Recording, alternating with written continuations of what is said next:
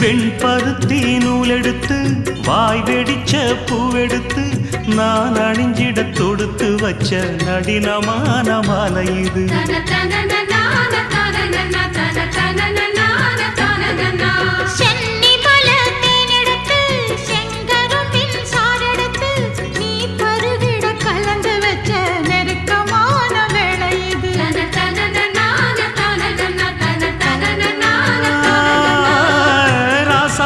உடம்பிருக்கும் ரவிக்க துணி நானாக அன்னாடம் சூடி கொள்ள ஆசை வச்சாகாதா.